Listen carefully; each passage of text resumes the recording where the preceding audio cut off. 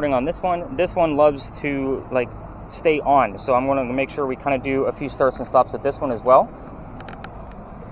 Oh, look at you. Alright, now that both cameras are out, so I'm going to just kind of point out, we will be in some spaces tonight where people do not like to be filmed, nor do they like their cars to be filmed. If I do like an Andy's Coming, like from Toy Story, and I say act casual, basically yours is easy, you're going to be playing with a cell phone, but with yours, you're definitely going to like point it down at the ground. Okay. So, again, people don't like their cars to be filmed, they get a little weird about it. Okay, so we don't have to fall on the ground. Like that. No. TikTok. No. Andy's coming. She just has to. Okay. This is the neuralizer for Men in Black. None of you are going to remember anything by the time we're done. So, we are working with lasers. So this is the accompanying item that goes along with the full spectrum camera that I just handed out. So lasers, basically the whole point of these is that we're looking for motion, and we're going to be video recording it with your camera, because these lights show up like a Christmas tree through your camera.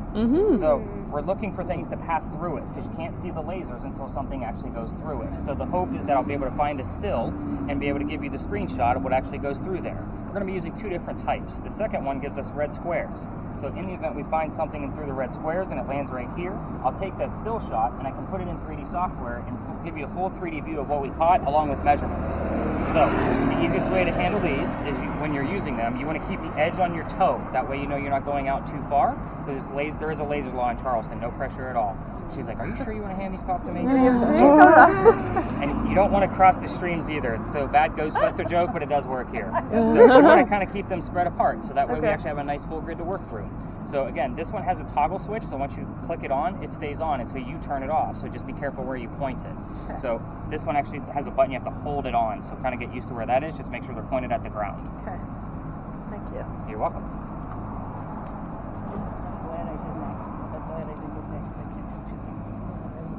Let's get into spirit boxes, because we're going to be using several different kinds. Spirit box? I'm so scared. Spirit boxes are a way for us to communicate with the dead. We're going to be using several different styles of spirit boxes tonight. And by the way, feel free to intermingle the devices among your party. I encourage you, as long as they stay within your party, to try out different things. So, on your TV shows, you normally hear just the white noise, and then your host will tell you what he thinks he heard from a disembodied voice in the middle of your screen trying to convince you of the same thing. So we're going to be doing that in real time, only mine are slowed down. The way this is slowed down is the radio chatter will come through. So song lyrics, DJs, commercials, they're going to slip through. That's what I want us to listen for. So it's a 50-50 shot if we can make out what they're saying, that we can actually tie it to the location of where we are, a person in history we're talking about, or even something going on with one of you. Sometimes you guys bring people with you and you didn't even know it. So again, we won't know until all of these clues start to come out. Ooh, and it is May 4th. Okay. What? Are you okay Grandpa's with coming. May 5th. Oh. So I have two of these I'm going to be passing out. The people that are going to be using these are going to have an earbud in. So they're going to be the only ones to hear it in real time. I will be writing down what they hear in real time, but this one particularly is going to record the entire session for you. So you're going to get the entire radio sweeping for 2 hours tomorrow through your data.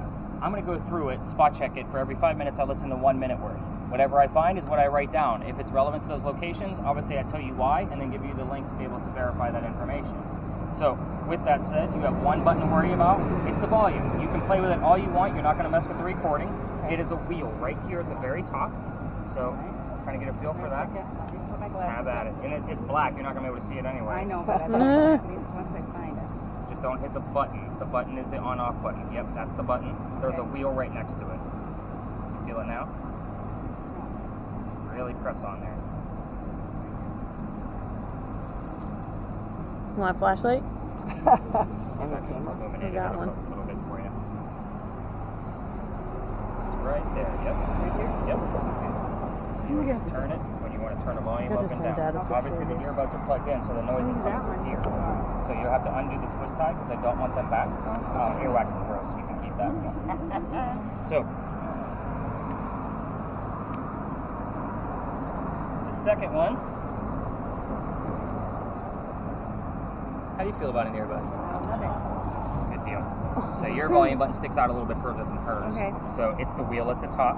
and yours is not going to record, so I'm going to have to rely on you of whatever you hear to be able to tell us what's going on with it. You'll just have to undo the twist tie. And again, I don't want them back. As far as the earbuds, those are yours. COVID times, you know? Yes. Some new earbuds. Yeah. Nice. Let's see. Earbud time. The next spirit box we don't have to actually listen to. This one is going to act like, if you're familiar with the TV shows, an obulus. It's going to give us a word from time to time in the center of the screen, right where those 3 dots are in a little long blue bar. Bless you.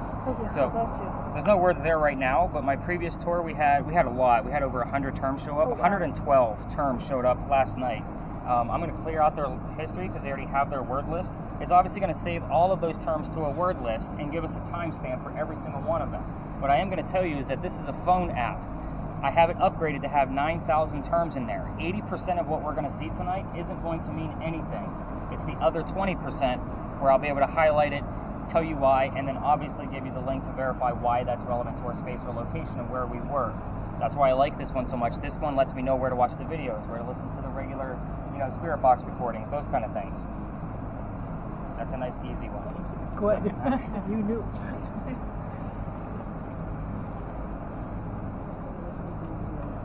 Sandra, I'm going to give you another new device that I have here. So this spirit box works a lot differently than the rest of them. It's going to sweep through both the FM and AM radio stations at the same time, but it's going to attempt to try to take out the white noise. So the way this works is that it's going to try to give us words every once in a while to be able to interpret. I will tell you, this has only been giving us about 10 to 12 words in a 2-hour time frame that we can actually make out.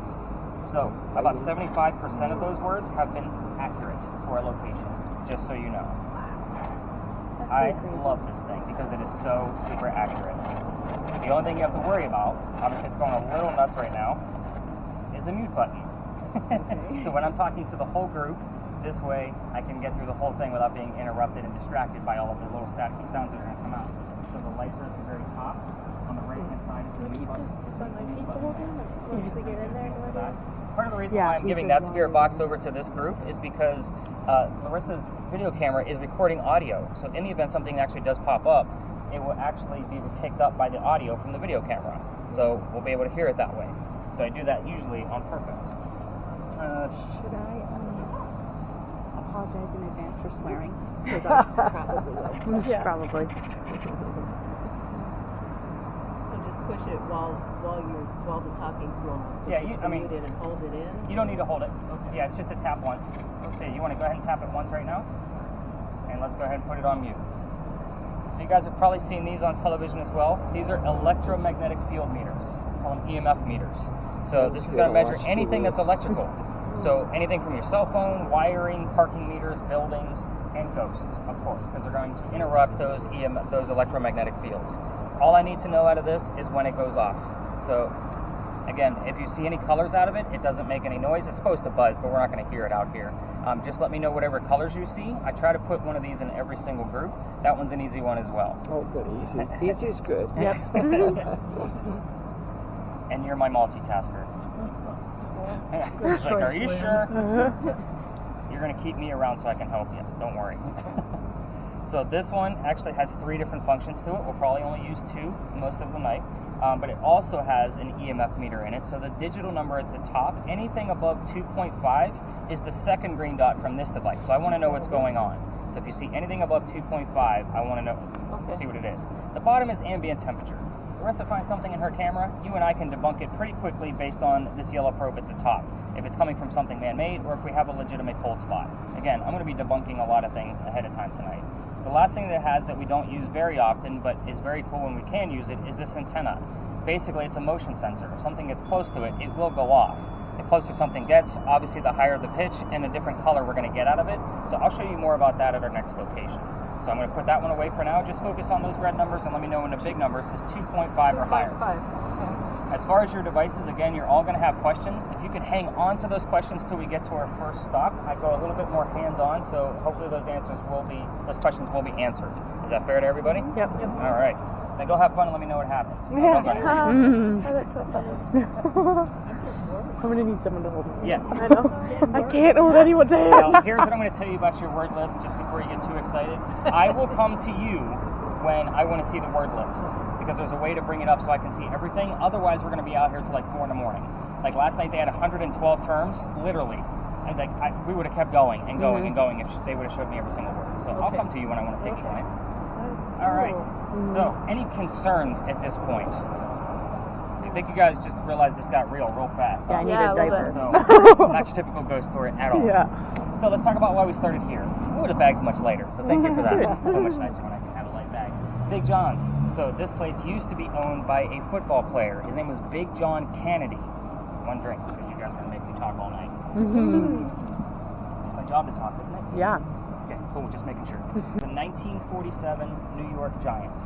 Whenever I'm telling you the history of a building or a location, I will always slow down on key words. I am from the north, I talk fast. That's why I do the audio recording for y'all, so you can go back and slow it down if you want to.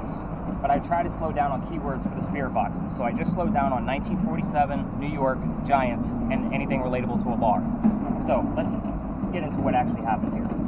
John used to sit in the back of the bar and tell the bartender if the cadets coming over from the Citadel, if they were old enough to drink or not. And one night, 2 guys come in, they're not old enough to drink. He has a bartender throw them out. They leave pretty angry. They come back the next night and they try to steal the cash register from the front of the bar. John sees what's going on and he slams down his beer, he gets up and goes over to the 2 gentlemen and just starts pounding them right into the floor. Just a big bar brawl between him and these 2 guys. A couple of gunshots go off. John gets grazed in the neck and the bullet lands behind him in the wall. John gets up after being shot, the only one being shot, and he goes back to the bar. He tells the bartender to get him another beer, get the 2 guys on the floor, and ambulance. So what's the irony of the story? You think of a haunted location that somebody died there and their ghost is lingering around. What's haunting the place is the bullet hole. It's allegedly still here. This is a renovation of Big John's. So again, if they filled in that bullet hole, that means John's blood is still inside this building somewhere. People that sit in the front of the bar where that bar brawl happened tend to get a little queasy, nauseous, or headache. This is your heated warning. Fingers crossed, we're going to be dealing with paranormal activity tonight, and I don't know how it's going to affect any of you. Again, I don't know y'all like that yet. I know you all arrived early, but we didn't get a really good chance to be buddies. So, if anybody feels any of those symptoms, I need to know immediately so we can move the whole group and get that person to safety. Is that fair? That's the scariest thing I'm going to tell you all night long, I promise. So, let's get our minds off our own health, right? Because you all just looked at me like, really, this got real. If you haven't taken a historical tour in Charleston yet, you probably didn't hear about the big earthquake we had in 1886. We all talk about it. This building is allegedly where the first death occurred from that earthquake. The white mantle you see in the middle of the building also wraps around the front on the east bay side. A piece of it broke off during the earthquake, struck somebody in the back of the head, and they say you could see his ghost in the middle of East Bay Street in the middle of the night. I said apparently and allegedly a lot with that because I don't have any proof of that story. It's just a great segue so nobody thinks about getting sick on the tour, as I just mentioned it again. So, are we all ready to go ghost hunting? Yes. All right, then we're going to follow me this way.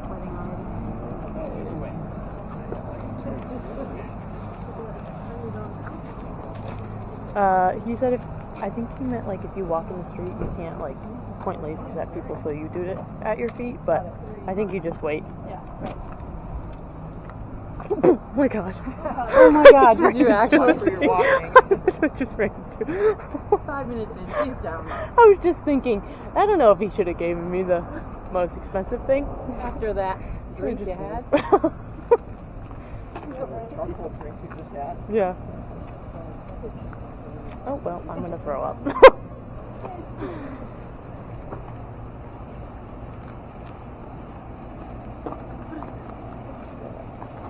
That's freaky looking All right, inside. everybody, gather This? around. Let's kind of get into this. So, welcome to stop number 1.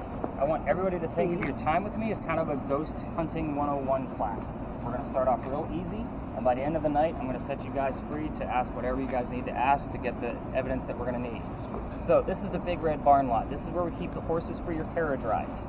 So, absolutely no lasers on this building while we're here. We're not going to be here long, but I just kind of want to give that forewarning. And it's also why we use earbuds with the spirit boxes now. It's because the horses do not like the white noise. They kick the metal wall and scare the hell out of every team I have. So, the history here is really simple. I made it that way on purpose so that way I could teach everybody, literally everybody, a little bit more about their devices. So the history here is where we held horses that delivered milk and eggs to the residents of Charleston. That's it, 1860s to 1920s. I do that just to prove a point. We got a lot of spirit boxes in play tonight, so let's start with those. This is not television. This is not a Ouija board. This is not, is somebody here? Because that's what everybody wants to ask, right? If somebody says no, that means somebody's here. So we're not going to be asking yes and no questions all night long. You guys are all here, whether you're skeptics or not, for paranormal proof of some sort. You're not going to get it out of a yes or no question. So we're going to ask literally specific questions to get specific answers. In a space like this, to start us off, I would normally say, ask a question you already know the answer to. If somebody's here, tell me what color the big red barn is, right? Obviously, we're going to be looking and listening for the color red. The reason being is because, obviously, looking is because we have a word list. Some of us aren't actually listening. So, with that said, most of you are listening to song lyrics and DJs to convey messages back to us from the dead. The word red might not be in their vocabulary. So, fire truck, blood, heart, those three things are specifically red. That would be an okay answer for me. What color is the big red barn? Blood. I'm good with that. However, most of the night I'm going to require to verify something with something else that's going on. For example, let's say, I'm losing names already. Betty. Let's say Betty's list has the word art on it. And Margie. I was going to say Margie. I have an Aunt Margie, so it's going to be really hard for me to do that. So Margie, here's the number 40. Individually, art and 40 don't mean anything in this location, but put them together, Art Faircloth was number 40 on Big John's team. Do you see where we're going to have to put some of these clues together? Again, this isn't going to be a full-blown conversation. They're going to be little tiny clues. A lot of the times tonight, you're going to hear me say, that's kind of vague. Let's wait for something else to pop up to verify see if it's a little bit more clear. A lot of these people from the 17 and 1800s have the same names, Charleses and Georges. We need to know who we're talking to. So again, that's why I always look for a secondary clue. And that secondary clue could be an EMF reading coming from Lynn. Yes. Aha, look at me go. And Bobby. Yeah. Wow. I'll get it. So look at, you're right next to each other. So that secondary clue could be a reading from one of their devices as well. So again, it just depends. You two are the ones that are going to get me all screwed up. I know there's a Sydney and I know there's a Katie. You are good. Sydney Katie. Sydney Katie. Yeah. Got it. It doesn't work for me because I'm a writer, so everything goes alphabetical, and you're taller, so yeah, that's backwards for me. So I figured out. Just putting my logical thinking out there for you. That's illogical to most people. So with that said, I think the spirit boxes have a pretty good idea of how they're going to be using their devices. So let's talk about the cameras. So again, we're going to obviously always wait for my Andy's coming call of let's act casual, point it to the ground, play with the cell phone. You guys got that. So let's talk about your camera first. It's only because I gave you yours first. So you're going to try to do two things for us. Obviously, the slower the motion you guys can have out of your cameras, the better. It's a lot easier to catch things that way. But you're going to try to keep one of us in view at all times. The reason being is because we're going to be the warmest thing out here. We're going to be 97 and 99 degrees. You as a med student should know this. So if anybody's over 101, let me know so I can kick them off the tour and they can go feel better. She's all going to know. Just so you know. Now, with that said, the reason being is because that's going to give us an array of color. It's going to be a lot easier to find cold spots if we have warm to cold in between and something colder goes by. So that's part of the reason why I always want somebody in view if possible. The other reason is to try to keep the sky out of view. Reason being is that blue dot I told you all about earlier, it defaults to the sky when it's in view because there's no surface. That camera is looking for surfaces to measure. So again, it's going to default up there. Some places that's going to be impossible. Just do your best. Two of you. Let's make sure you guys got this down pat. Okay. You're already recording, which is super cool. The previous camera would almost create like a purple circle around me only. Now we have the whole screen is purple, so I don't have to explain that part, which is wonderful. So let's point one of your lasers down. Okay, perfect. Right at the toe, you got it. So you're not going to be pointing your camera down at it, so that way we can see the stars. I want you to take 2 to 3 steps backwards. I want you filming from here to the ground. Right, perfect. Okay. Because we're looking for something down here. Okay, so basically, even when you guys are kind of stepped away, you know, and you're moving real slow, move in sync, obviously nice and slow. This is not an always in the moment type catch because it's going to be super fast and you're going to probably miss it on the camera. Or miss it with your own eye. That's why we have the camera rolling on it. So again, the slower the two of you can move, the better. There are going to be some spaces where lasers are a no-go just because they're going to get me arrested. Lasers also set off car alarms, so no pressure at all. You can go ahead and turn off the laser now. some of the spaces we go to might be, we're going to be on major streets. I'll say lasers are definitely out. There's actually a portion in the middle where you're probably out for about 2 locations, just so you kind of have that gist. But we are going to do some starts and stops with your camera as well. Okay. Just so you know what that other switch does right here, because a lot of people like to bump it with their leg when they point it down. I'm going to blind somebody. It's night vision. Oh. Night vision we keep off. Here's why. All the other tours are not really a fan of Nick because I'm very busy all the time. So I don't like to raise lights for them to come over and say, what's he got you doing now? You know, that kind of mentality. So we're just going to keep the night vision off. The IR lighting is perfect for what we're doing. Not to mention, if you turn that thing around to actually look at the front of it, there are 10 lights that are actually working for you right now. Love it. So I added a ton of them on there. Everybody got a good gist on their devices except for that motion sensor, because I'm going to work with Lynn at the next stop. Oh, 5.6. Oh, beautiful. See, these are the things you got to tell me. Have you seen anything else? No. Perfect. See? I shouldn't be yelling at you, right? And what are we doing? We're just listening for things? Yeah, the next base we're going to is obviously much deeper history than football players and ponies. Okay. So you're going to have a little bit more of a story. Now here, we would have been listening for things like delivery, milk, eggs, horses, stable, anything relatable to that. And I don't care how silly it is that you think whatever the two of you are majorly hearing, and even something like yours is going to be like 1 or 2 words at a time, but your phrases, if it says drop it like it hot or buy it now, I want to know you heard drop it like it hot and buy it now. Okay. Like, no matter how silly you think it might be. So again, after you get the gist of it, I won't be writing down every single thing that comes out of your mouths, because some of it's just going to be absolutely no, it's not relatable, but I'll be writing down the things that are relevant. You will be getting better at this as the night kind of goes on through, till our last stop. So I say we go deep dive into history, unless Larissa has another question. Looks like.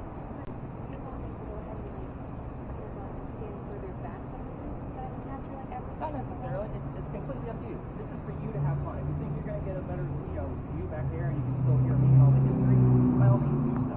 If you want to pan around the whole group as I'm kind of going through the history book, whatever you need to do. So again, I'll just do act casual. That's the only thing you got to pay attention to. Really, honestly. So. You guys want me to get any views, just let me know. Well, this is your job. You Yeah. make it. I know, but They're doing their job. So. I don't have to. Yeah, I know. They're all going to I have don't even even more know what you're questions. doing anyway, so it really doesn't matter. Have fun. That's what it's all about, right?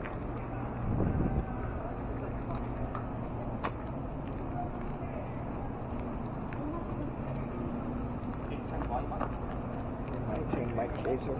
Reminds you of Mike Kaiser. Yeah. It's not good. There you go. Oh, well, thank you. Glad I asked.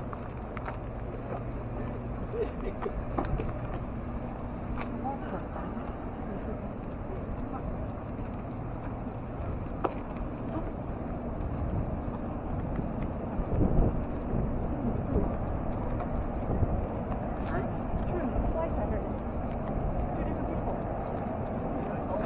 I'm only giving you factual stuff here. I don't mean anything else.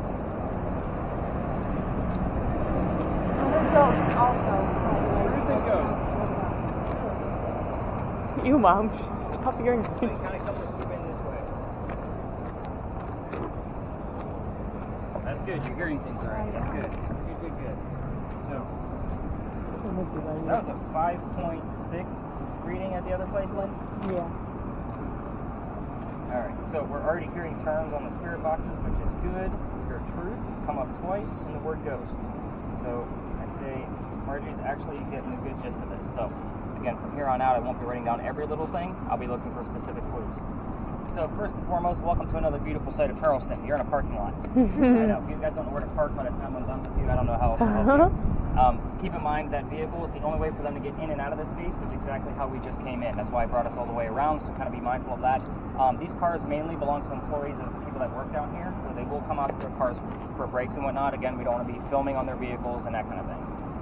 So, as Larissa's like, let me pan around. Awesome. So, gotcha. This space used to be something. That's why we're here. So, first off, spirit boxes, I am not going to be giving you questions like what color is George Washington's white horse, like what we did over there with the big red barn, right? You're going to get the answers from your spirit boxes. I will withhold information on purpose, so that way y'all can have an actual genuine experience. So, let's get into it. This used to be the Eliza and Charles Pinckney Mansion. Their mansion sat in the front of this space, facing East Bay Street. Eliza's garden was lined up with where the truck is with all the lights on and came all the way across the lot. And we are standing in the servant and slave quarters for the home. That's where we're standing right now. So, who the heck were these people?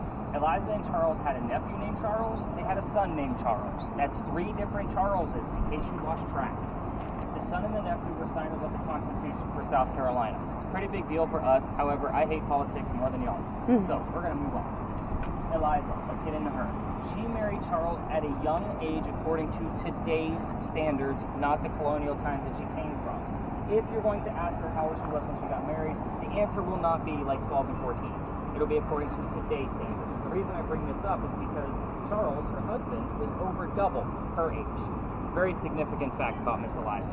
So, but she married him because her father, over in England, thought he was dying, and he was trying to bring all of his kids home so he could see them one last time before he died.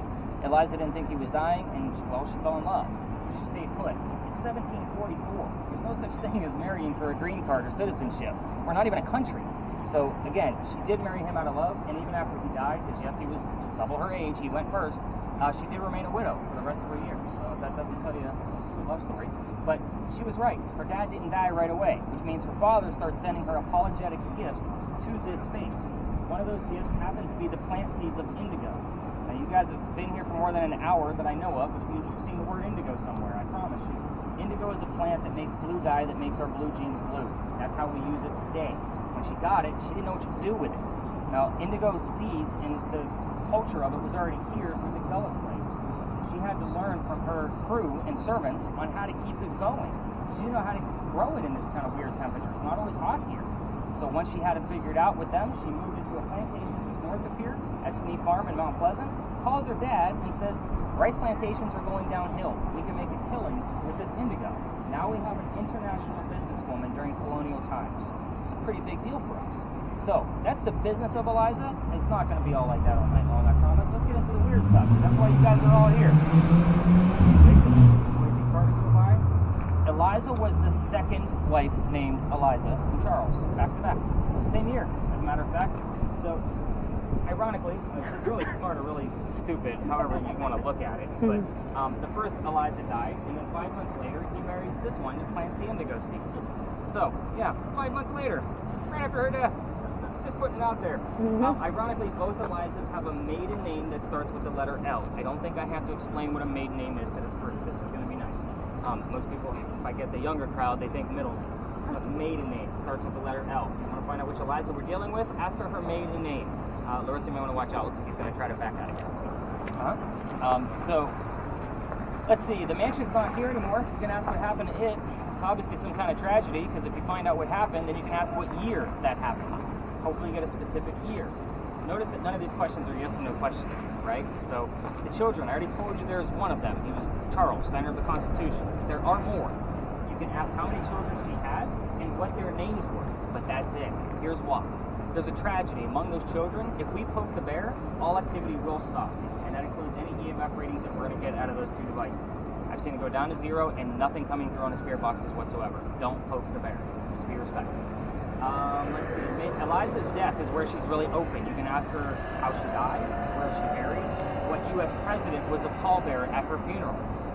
So these are all pretty big things about Miss Eliza. So again, we're going to spend some time in this lot, probably about 5 to 8 minutes, depending on how much activity is actually going on. Lasers are safe in here as long as you keep them away from vehicles. And then again, spirit boxes, we definitely want to get yours unmuted, so that way you can hear yours. But everybody else should be turned up. I'm going to be following up the clock. Did I get that right? Betty. I'll get it right. I'm going to follow up with Betty first, just to take a look at her word list while everybody else starts to spread out. And I'm literally going to be bouncing around. But basically, the folks you should be following, Bobby and Lynn, they're going to know where the hot spots are. So if they find a reading, that's where everybody needs to pretty much go to start using the spirit boxes a little bit more effectively.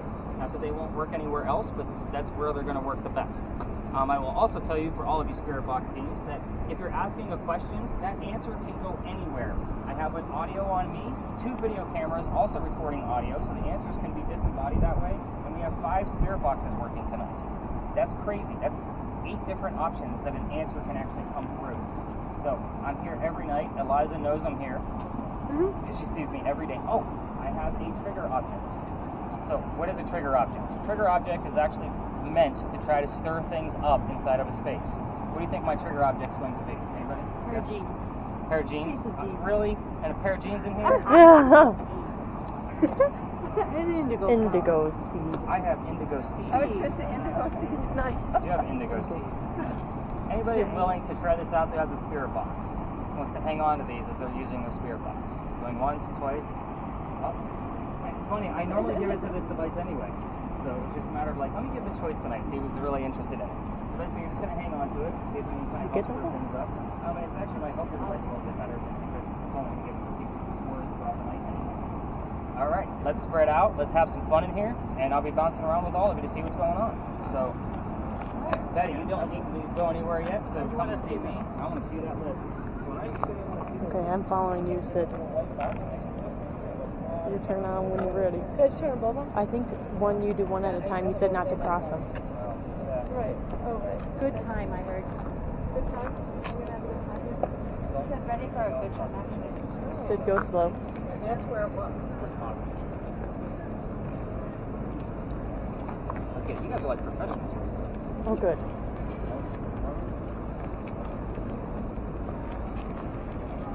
So, Margaret, you seem to have the pictures from it. Heard anything while I was talking about it? Of course you are. Well, you came to see me. I'm just going to ask you guys honestly, is this what you guys thought you were getting yourself into? Yeah, absolutely. We watch stuff at home. We're like, what? We get to do all those things?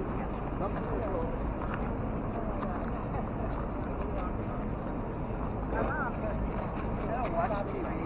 I don't watch it. I only watch it for research.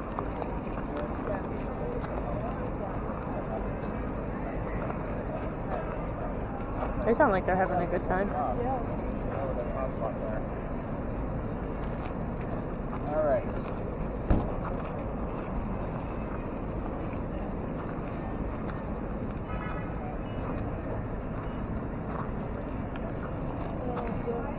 Just do what you're doing. As far as we can tell. Just follow Grandma. And so if anything comes up. Did it change the color? No. So do you know what you're looking for, Grandma? Sid, show her. Change colors? So this light will turn on and then it'll reflect. Yeah, that. Where were you when it flickered?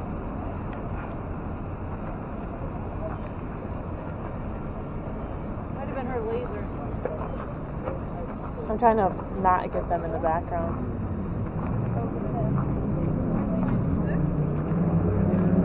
Yeah, I was trying to. Oh, they're getting something.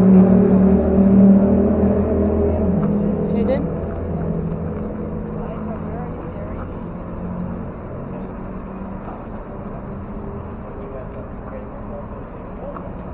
It sounded like it on the phone. Mom needs to be asking questions. Because Mom needs to be asking questions.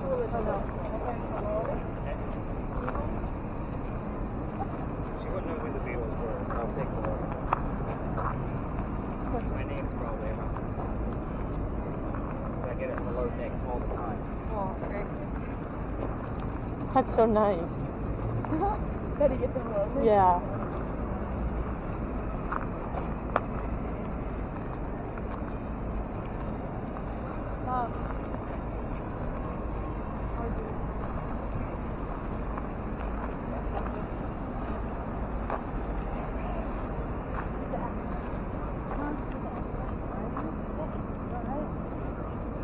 Is there anyone out here?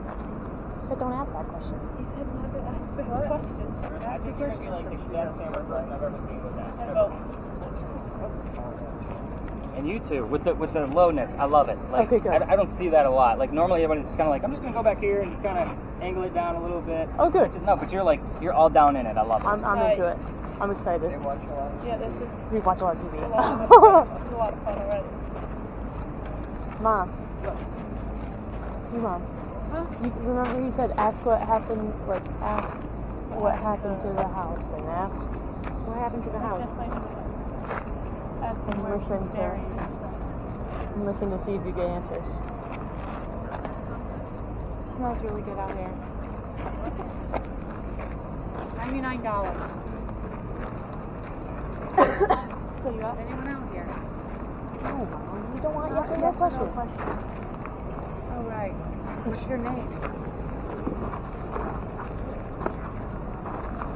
What did you use to grow? Love. It said love. Aw, that's so cute. nice. Oh, sorry. I think we have like opposite shoes. Like, Oh, yes, we do. Cute. I like those though. yeah, they're branded, so don't let that. I have ons too. She does. It's good because we're starting Ask to get about the actual kids. answers out of these What? spirit boxes. Ask the kids. It's good. What about Any ratings ask coming from something. yours at all? Absolutely nothing. No. Let's go over to the slave quarters or whatever. How many kids did you have? Dear God. Boys are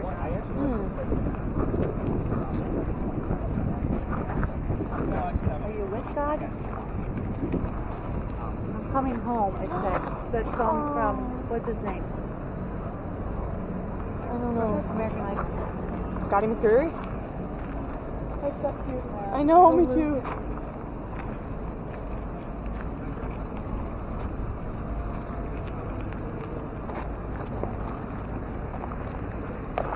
Who used to live here? You say you used to live here? No, she said who used to live here.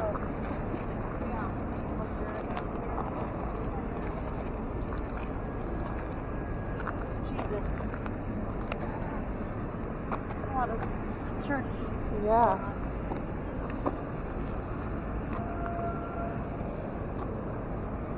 In my head. Ask about.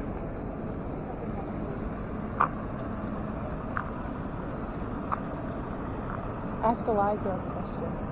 Ask Who's Eliza. Eliza? Which one? The wife. Oh, ask their last name. Say Oh, yeah. which Eliza is with us. Which Start- Eliza is this? What is your last name?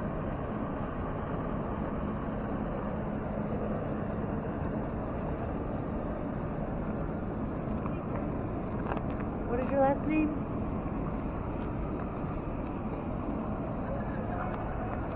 Starts with an L.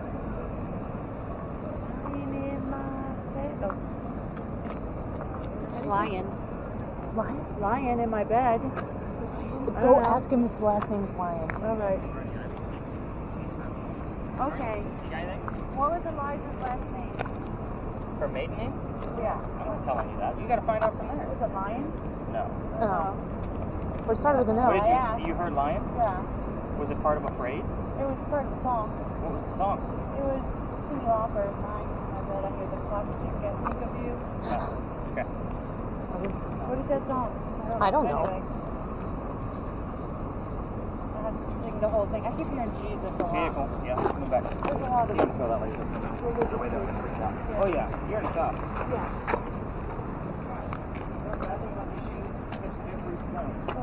Yeah, there's lots of like holes in them. Every step. Lots of cracks.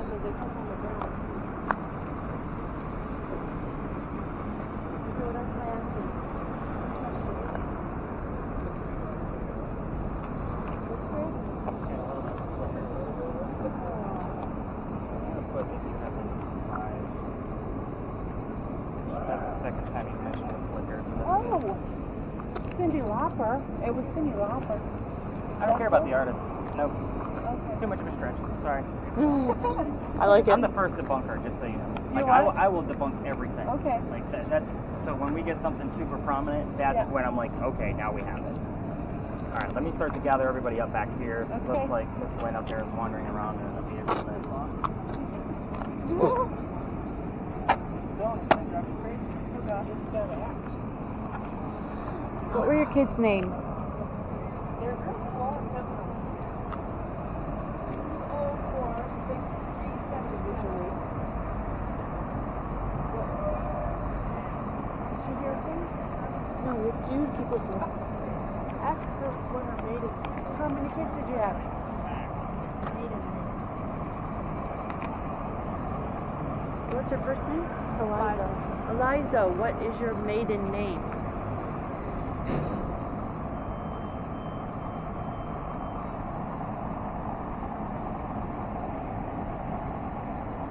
Eliza, what is your maiden name?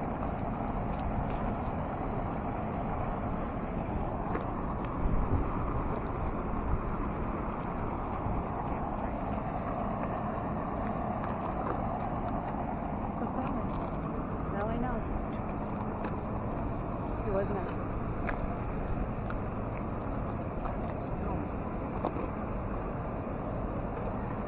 Alright, so far what I'm excited about, obviously we had a 10.2 milligauss show up on the EMF meter.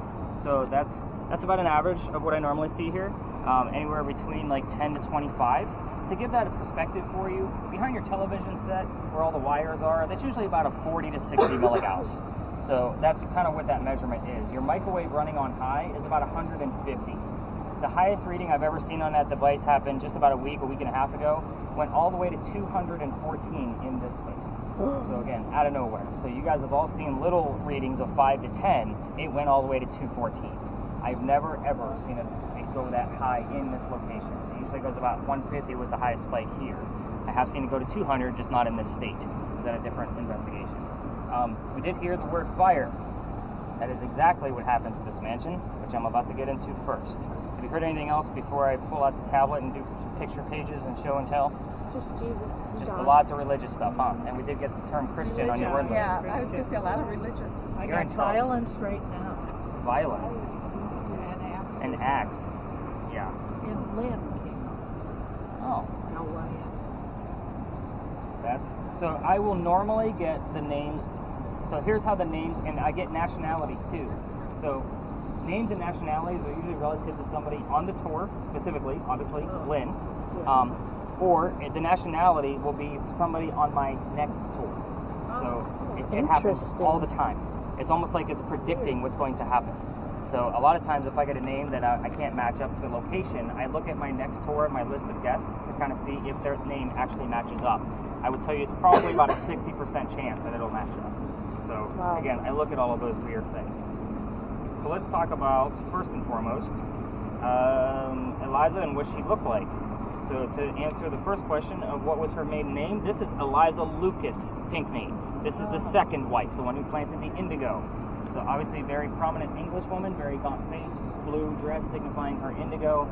The first wife, her name was Lamb. The reason I asked you if lion came with a phrase is because a few weeks ago I was going through the Spirit Box recording and I heard the lion and the lamb. You don't hear the word lamb on the radio. So again, it stuck out like a sore thumb. So that's kind of why I asked you if it was part of a phrase. I wanted to see if it was, if the fact that it didn't repeat the exact same phrase is a good sign that what I heard the first time is definitely solid stuff. You already know that the mansion caught fire, but I do like to show off, this is the only picture of the mansion this is where you're standing right now. This is the fire damage. It's the only photograph we have of the mansion. So again, this is what stood in front of this lot. Yeah. But you can see obviously how big and prominent that it was. So every tour guide is going to tell you about a great fire of whatever year it happened in. I like to brag, my fire is the biggest. You're standing on the green dot. That is the entire peninsula of Charleston. That's where you're standing right now on that green dot, if you can see it. This was about $7 million worth of damage in 1861. Oh my gosh. So it took place December 11th of that year. So it took over literally the entire peninsula from one side to the next. Huge fire. I'm going to brag. So the other tour guides, they got nothing on. So that's all the picture pages here. Let's get into the rest of the answers. So 4 children. Who gave me the slew of numbers? So, you gave me a whole phone number. I know. With a zip code and the postal. Yeah, you gave me everything. So again, was the number 4 in there? I believe it was, but again, too far of a stretch. She gave me a whole slew of numbers.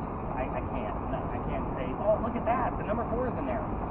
But again, if the number 4 shows up by itself, obviously very prominent. Let's get into the names. You already know Charles, right? Signer of the Constitution. The next child was Thomas. He fought in a Revolutionary War battle.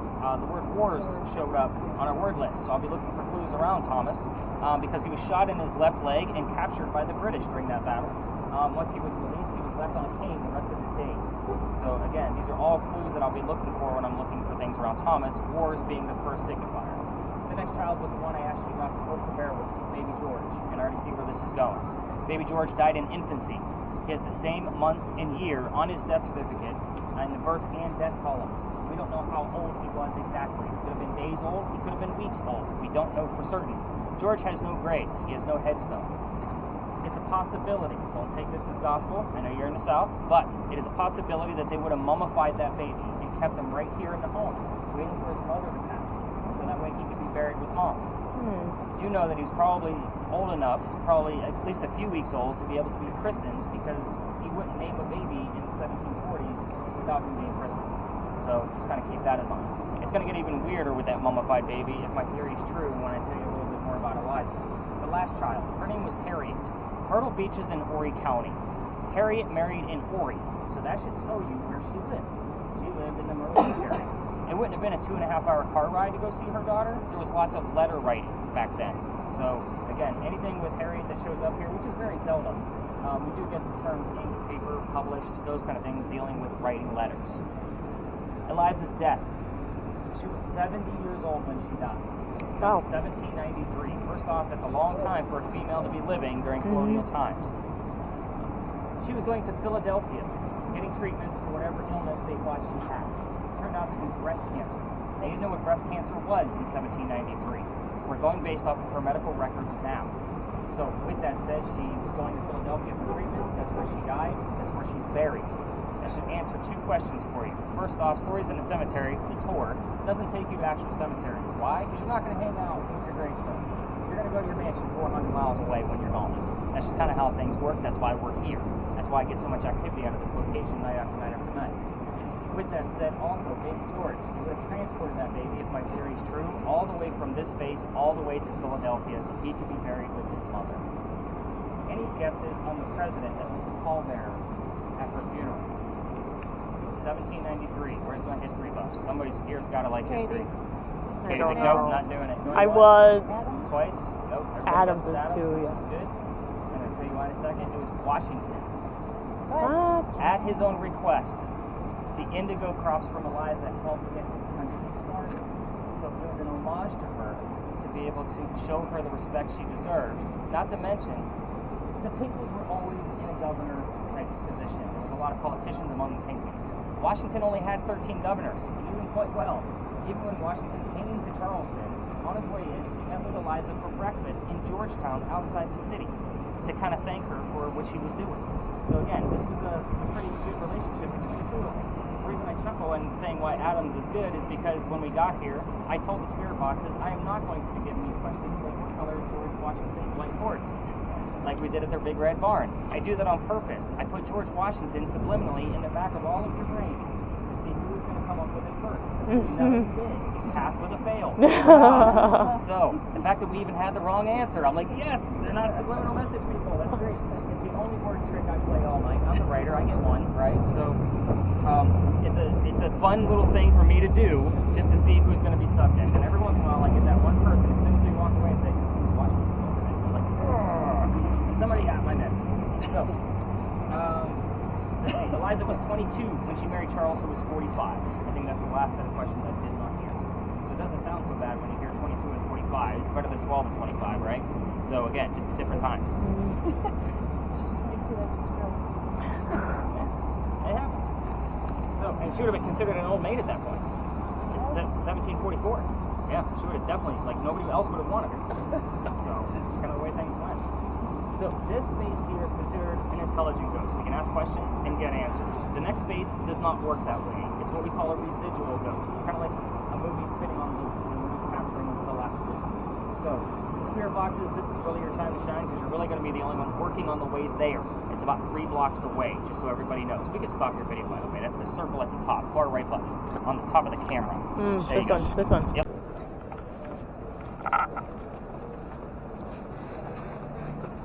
is Instagram Alley. I don't know, you could ask.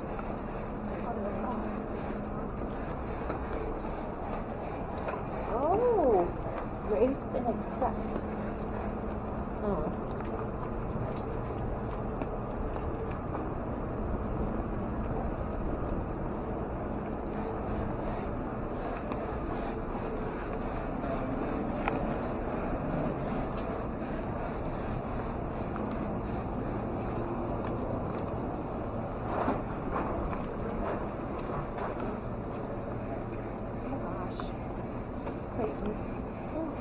Don't like that. Alright, you're getting some interference, so let's go ahead and mute yours. Okay, go ahead and tap that mute button. This is a quiet space, so we're not going to spend a lot of time here, just because we are next to a hotel. You're going to notice my voice has changed a little bit, just because somebody could be sleeping in this room. I don't want to disturb anybody. So I heard the name Henry. What else did we get? Divorce. Medicine. Here's keeping track. Madison. Medicine. Medicine. Right near Henry. And then we heard Bill and Will after, and I heard Good player. race What was it? acceptance, race acceptance. Okay. Any other names? John. Any others? Devil and Satan. Devil. I had and Satan too just now. Interesting. You guys must have been picking up on the same station. Sandra, anything on yours? Nothing. Okay. And a lot of piano music. Where did medicine pop up at?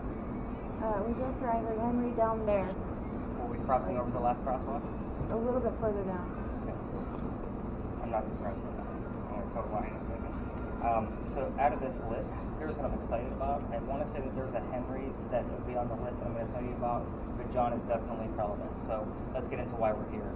So when we crossed that last crosswalk, that was Cumberland Street. That's where the original Charlestown Wall used to be. So Charleston used to be called Charlestown, the walled city. So we are inside the original city. This is one of the first streets we ever had. So again, you're walking on a street that's a couple hundred years old. So people used to live here. I have a full list of residents of every person that's ever lived here. These two giant buildings we're looking at right now were not here. So the names I commonly get every 6 to 7 weeks are Benjamin and John. Sound like very common names, but when I say people lived here, I'm talking like 2 to 6 people at a time. It's not uncanny or not uncommon to get Benjamin and John. They both lived here in 1801. Out of 5 people, that's 2 out of 5 names. I get those 2 names every 6 to 7 weeks. So every 6 to 7 weeks, I can't make this stuff up. What's funny is we're like right at the edge of that 7-week end where I'm about to go back and start to loop over again to week 1. So far this week we've already had Benjamin and John show up and the name Simmons. This used to be Simmons Alley before Lodge Alley. So I can't make that stuff up. And the Simmons showed up with Ben. It said Ben Simmons. So I was like, oh, I got a double whammy. Look at me go. So with that said, the reason why I think this is happening, you're walking on Belgian blocks. These are made straight of granite. Now, most of you seem like you're pretty into the paranormal, at least watch some of the television shows. You've heard the term limestone before.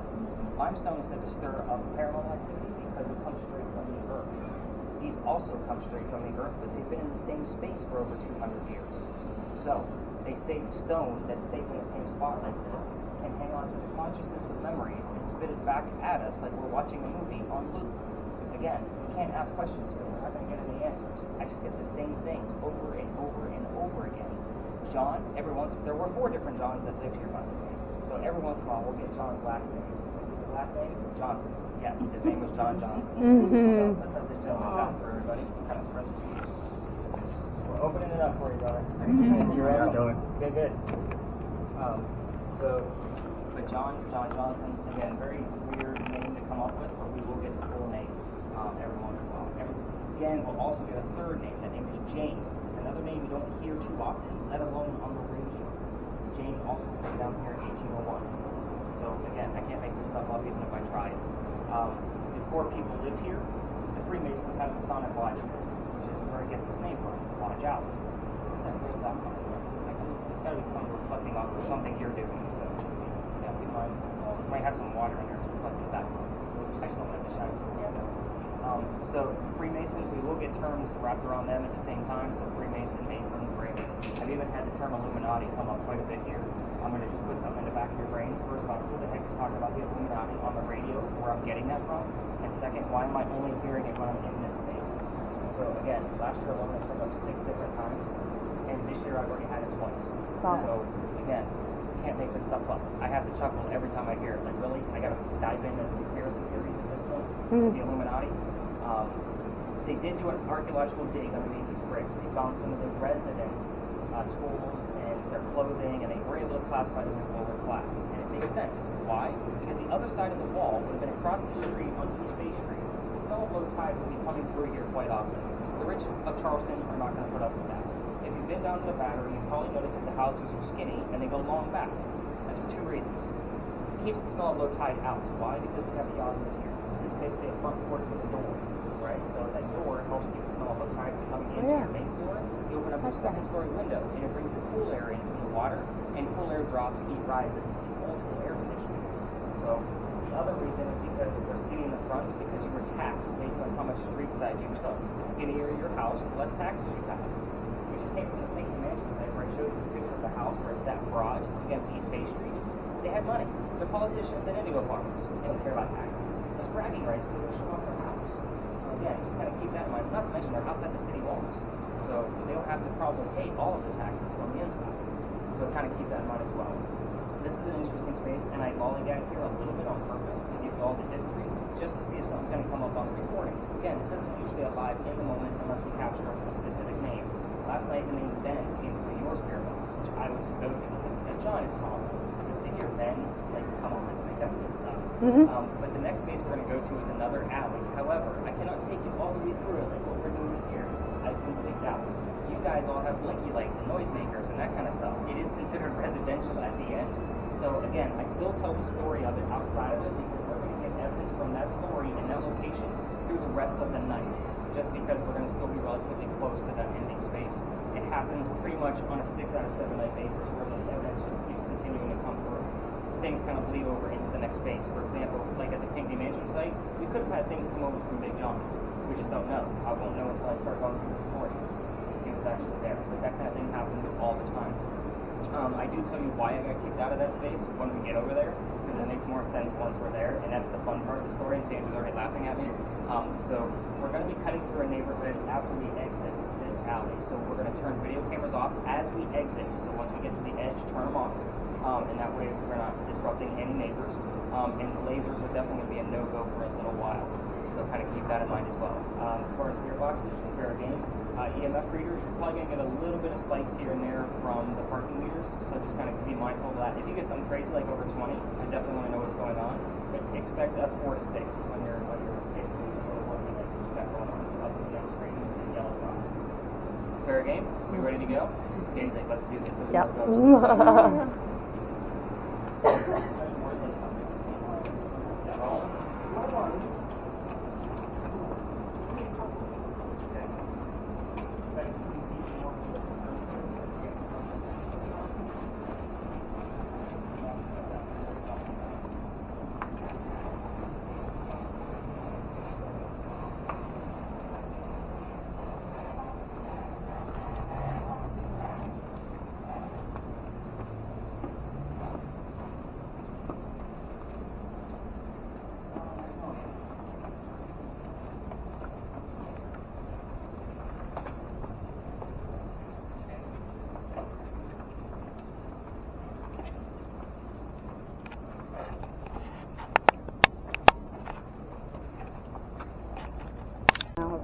You can if you need to. I will.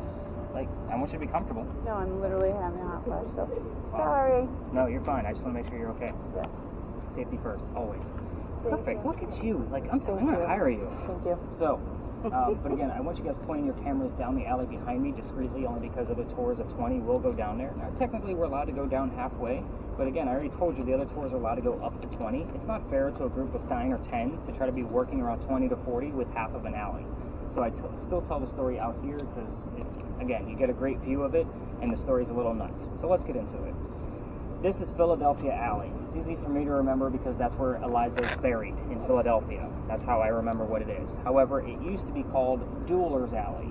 This is where the duels used to occur for the city of Charleston. So, we all tell the story of one specific duel because it actually happened. We can prove it. feel so bad. No, it's me.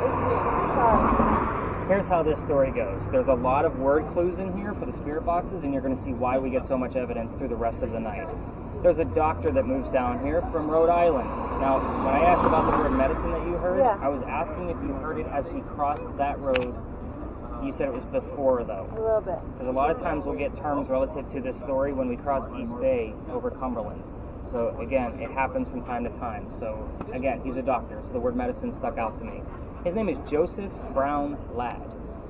He moves down here from Rhode Island because his fiancée, Amanda, just inherited a bunch of money from her dead parents. She has an attorney helping her out with this cash. The attorney thinks that the doctor is just after her money, so he tells Amanda to get rid of the doctor. He comes to Charleston to prove that he's not just after her money. The coachman that brought him into town set him up to be robbed and killed. It wasn't a very good start to his stay in Charleston. Somebody walking by with the name Ralph Isaacs. Now I'm going to stop on Ralph for just a moment because you're ghost hunting. This is not just a ghost story. Ralph Isaacs has the same initials as where the doctor came from. Rhode Island, Ralph Isaacs. R.I. shows up here all the time, but I always need that secondary clue, so I need to know who it belongs to. So, just kind of keep that in mind. Every once in a while, we just get the letter R. Anyway, Ralph says, man, you don't want to stay here. He's got a gunman inside. He's going to try to kill you and take all your money, because he looks like he's got money. He just graduated med school. So, he's like, I got some friends at 59 Church Street, which is the next block up, and you can stay with them and rent a room from them, and you'll be safe and good to go. I'll take you there myself. The doctor takes him up on the offer. Dr. Ladd and Ralph become friends. Now the doctor's practice starts to take off. He's making his own money now. Amanda's moving down soon. He becomes known as the Whistling Doctor. Now every haunted city you all will ever go to has a cliched whistling ghost. Ours is a doctor. Just go with it, okay? So now here's what happens from here. Ralph and the doctor go see plays together, but they can't sit next to each other because the doctor makes more money. He gets better seats. That's just the way the hierarchy works for Charleston. So, on the way home from seeing William III from Shakespeare, they start arguing over the new actress. The doctor thought she was fantastic, Ralph not so much. It gets pretty ugly when Ralph starts insulting the doctor's fiancée, Amanda, back home. They go their separate ways after a pretty heated argument. Ralph is from here. He has friends at the newspaper. He puts an ad in the paper telling the whole city of Charleston what he thinks of the doctor. Yeah, pretty nasty stuff. The doctor sees the ad and rebuttals with, let's go to Dueler's Alley. We're going to settle this. So they come down, they take their 10 paces, they turn, the doctor pointed his gun in the air, and he shot. His one shot. He did not want to kill his friend. This is often what happened at a duel. He wasn't always a dead guy. Oftentimes it was just about the courage and bravery to show up to the fight. This is what happened here. But Ralph has his one shot. Sorry, Katie. He puts it in the kneecap on the doctor. His one shot. The doctor doesn't die either. He falls to the ground, and his friends pick him up, take him back home to 59 Church Street, where he dies 10 days later after refusing medical treatment. He's a doctor. He probably tried to bleed it out himself. So, they say as you walk through this alley, which is, by the way, one of the most picturesque places we have in Charleston. So if you're a picture, it's gorgeous down here. You can see the lighting down here is absolutely stunning. They say you can hear the whistles from the doctor. If you go down there on your own without me, your tour guide, and you decide to turn on your voice recorders to try to capture whistles, keep in mind all the locals know the story. Yeah. Anybody walking up and down Cumberland or Queen Street on the other side throws a whistle right down the alley every single time. I do it every single night on my way back home to my garage. So my garage is right above that little convenience store right there, and we're going to end on that corner. So me and my daughter, when she's on the tour, we race to see who's going to give the whistle first. So again, fun little thing to do, especially since I've been booted out, which brings me to the point of how I got booted out of there. Here's the fun stuff. Are you ready? You were all psyched up for this. She's like, I want to hear how he got in trouble. So here's what happened. November 26, 2020. Yes, I remember the specific date because that's what's relevant here. I take my team down there, and I'm showing off that the fact that the alley didn't always come through to the Cumberland side, which means the bricks on the other side are older. Those bricks on the other side are sun-dried bricks from slave children. There's a full handprint and fingerprint swipes from those slave kids down at the other side. I'd always show it off just because it shows how far we've come. But everybody wants to put an EMF meter or a spirit box or something near it to try to capture some activity. I treat that brick the same way I do a grave. I'm not going to hang around near that. That poor kid's not staring at that brick in the afterlife. It's just a part of history that I think everybody should see. However, one night, November 26, 2020, everybody's huddled around this brick. It's right outside a gentleman's dining room window. He wasn't very happy with me. My daughter thought it was great that her dad was getting screamed at. She thought it was the best thing in the world. We moved on. I got a phone. Well, November 27th was Thanksgiving. That's the reason why I remember all these specific dates. I did not have a tour.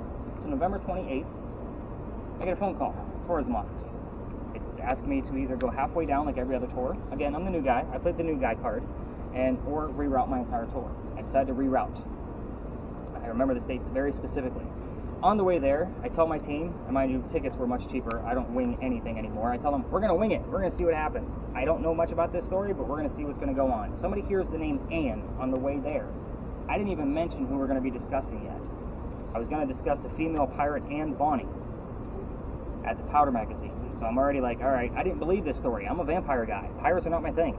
So we get up there, I tell what I know, and somebody else hears the number 300, clear as day. I don't know what 300 means until I start researching the next day. We were there November 28th of 2020. Anne Bonny's trial for piracy was on November 28th of 1720. We were there on the exact 300-year anniversary of her trial. So I keep taking you all back there, night after night. It is a hit or miss location. We either get a lot of activity or we get no activity. I'll know probably within 5 minutes after telling you the history based on what y'all are hearing and telling me, because by that point you guys are really getting the gist of how to use your devices. In between there, we're going to make one other stop. We're going to go up to St. Philip's Church. You guys are going to listen in on your spirit boxes and tell me what you hear once we get there. There's like 15 stories up there. This is where I kind of let the evidence take over. If something pops up where it's relevant to one of the 15 stories up there, I'll go into that. If not, I'll get us prepped for the big pirate story at the end and kind of show you a few landmarks around that corner that definitely have some ghostly tales and where I get evidence from. So, for you video cameras, if you want to continue recording, you can. It's completely up to you at this point. Wow. Well, we got audio, so we'll definitely be listening on that, right? So that was definitely something trying to come through. That was very weird. Because you've heard that thing all night, which, that was a definite voice. Any words pop up on our list? Henry and married. Oh, we have married. I was excited about married, and we already heard the name Henry already, right? So Henry, I want to say there's a Henry from Lodge Alley. Kind of bled over a little bit. We won't get anything else from Lodge Alley moving forward. We're going to be too far away, and the activity just isn't that strong. We will get things from this story because I get a ton of it all the time. We get the address. We get other clues that I withheld on purpose, and that I'll be able to prove to you when they actually pop up. So let's head up to that next corner. We're going to go check out the cemetery up in the corner. See what we got going on. I thought you were going to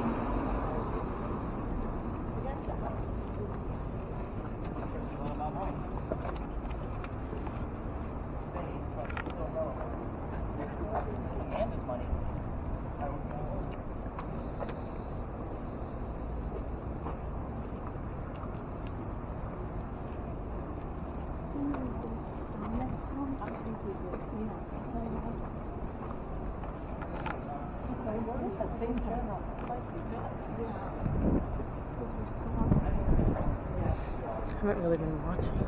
I said I haven't really been watching this thing.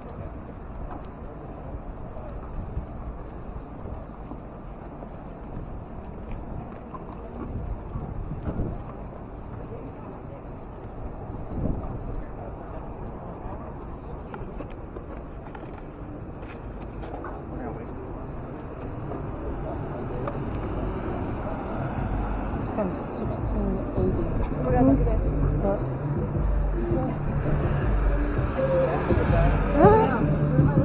Is that cash cab? For real?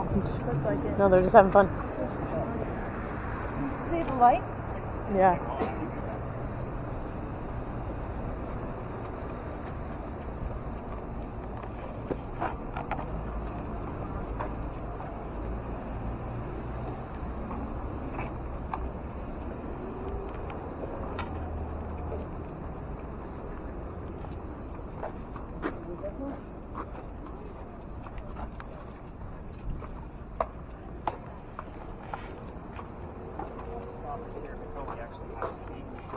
I like to point out this courtyard.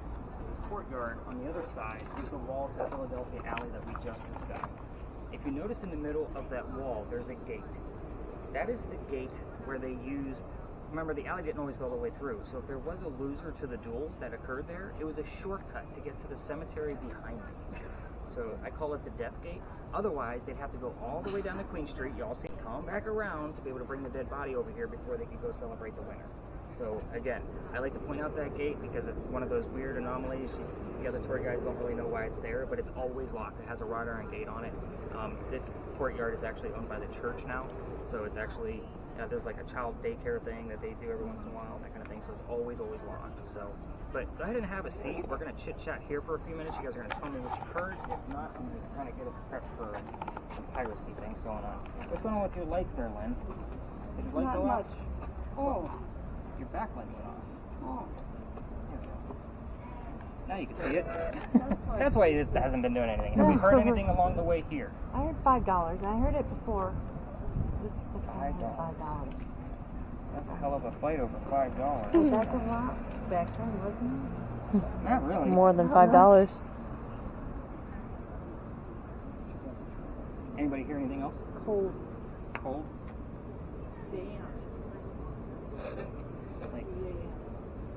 Like, Dan.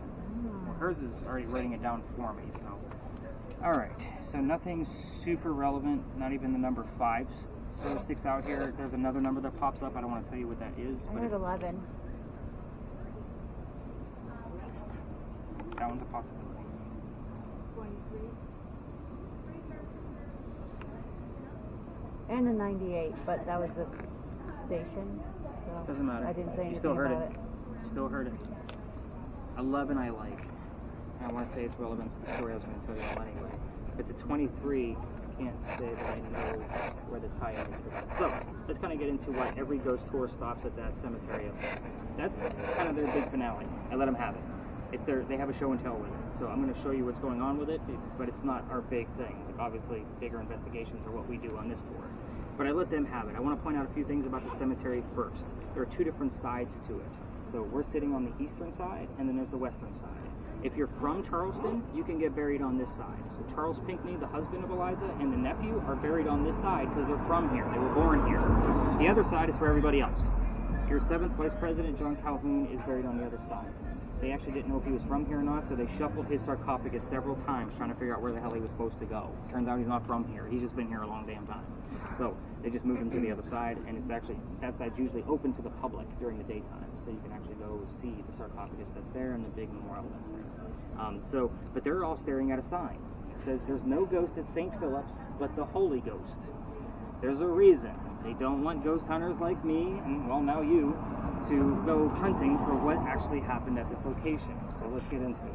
1888, a young lady dies by the name of Sue Howard Hardy. I slow down on Sue's name because we just talked about initials. This is going to sound very cheesy and campy, but I've seen it and heard it for myself. Sue's initials, again, happens all the time. And I almost don't want to tell you that that actually occurs, because if I don't, that's usually when somebody gets shushed on a spirit box. So it happens all the time. And a lot of times, even on the word list, we'll get her initials that show up there. So she dies 6 days after her stillborn child. That's the end of her story. But in 1987, a local photographer is going through town, and he's taking pictures of our cemeteries. He goes to develop his pictures, and he finds a full apparition in one of those photographs. It's 1987. He doesn't have the technology that we have today to be able to see what's going on with it. So he sends it to Kodak. I don't think I have to explain what Kodak is to this group. That's cool. So, but anyway, Kodak can't figure out what's going on with the photograph either. So for guys like me, this picture is gold. But I am going to tell you that I'm going to show it to everybody, but the picture is cursed to females, which all of you are. So please do not touch my tablet, because here's where the curse falls into play. If you're handling it even in a digital format like a tablet or your cell phone, they say you'll get the same symptoms like what I talked about at Big John's. The headache, the nausea, the dizziness. Pregnant females, probably not going to have a good pregnancy based on the gist of the story. I'm not going to be the guy where somebody had a great vacation and 9 months later, I cursed your family. So I'm going to show you the picture and like zoom in on the apparition, because once you see it, you're going to see why, you know, we all get excited about it, but you're going to also see why all the other ghost tours use this as their finale, because it is obviously what it is, what we say it is. So I'm going to go right down the line so everybody can see it. So this is the full picture. There's your apparition. You're looking at her back. She's praying over her own grave, and there is a baby basket next to her. Oh my There's also probably an instance where the baby's buried with I mom. literally have tears in my eyes. So there's your full picture. Oh my god. Your apparition is right there. You're looking at her shoulders, her back, and then the baby basket is next to her. Oh my god. Oh my gosh. Going down 2 by 2 here. No, literally. So shoulders, top of her head, and then the baby basket is next to her. That is her own grave. Again, at that time, the baby's probably buried with mom. No, I know, it's so sad. I was thinking of the picture on my phone to get rid of it.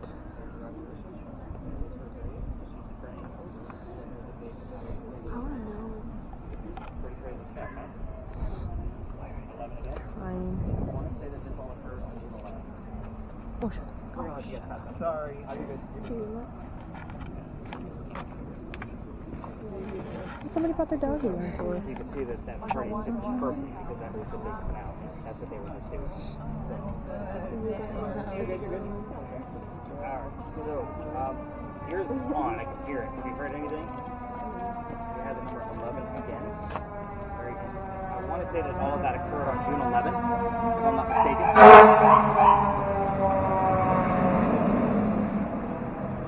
Of 1888. You can also see that it is 10:25 and they're wrapped up, and we still got way more to go. What is it? Oh, look at that. Aura. Oh. A-U-R-A. I've had the term cold baby show up here before. Oh. Yeah, pretty sad. That's sad. Yeah. That's so sad. Alright, if you guys aren't hearing anything else, let's get you prepped for pirates. So, you guys see the burning gas lamp down there in the distance? Mm-hmm. That's the pirate house. It's got a big anchor on the front of it. So when you guys are walking around town, you can't miss it because the anchor's there, but somebody does live there, which is why we're not in front of it. But don't go in his backyard either looking for ghosts. He also gets mad, and don't ask me how I know. You gotta imagine I go around town looking for ghosts all the time, trying to do things different on the tours. But anyway, that's where Blackbeard's men came off their ships. They had a place to stay, met with a few ladies. They dug a tunnel underneath that pirate house going 1 block away to Dock Street Theater. At the time, Dock Street Theater was called Planter's Hotel. It was a whorehouse, a playhouse, and a hotel. Obviously, we're talking pirates. The whorehouse was an attraction. We got to put it out there. But pirates were also our first stagehands. They were going there for the playhouse to work in between bartering with the locals. So again, it's a very interesting tale because that tunnel just got filled in the 1990s. It's not a myth. It's weird that it took us that long to actually fill it in because we're below sea level. It probably flooded all the time. There is a rumor about that tunnel that it went all the way out to the peninsula's edge, which was the way pirates got into Charleston. So I find that a little hard to believe considering the length it would have had to be for them to be able to dig it all that far, because Blackbeard didn't spend a lot of time in Charleston. He raided it once looking for medicine because he had syphilis from one of his 4 wives. He actually got it, like the medicine that he needed. I don't know if he was healed or not, but fourth time. Very good. He interrupted, so I'm looking at 4th. I don't know what it means, but I'll find out if it means anything. But again, now that your mindset is on pirates, I say we go deep dive across the street into this Anne Bonny story. It's kind of a crazy whopper. So you guys ready to get up off your butts and get back to work? Yeah. Let's do this. You only get one, 10-minute break? You're a bad employer, right? Sorry. What, Mom? No. Grandma's like...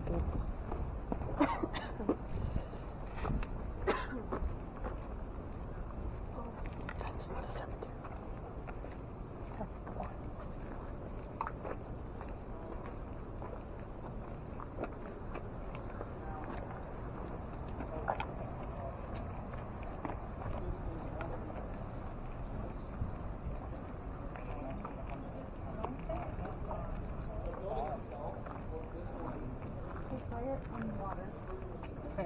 Water, I'm not surprised. We're about to start discussing pirates. We were going to get a lot of terms around like watery type things, boat, that kind of thing. So I'm not surprised you heard water.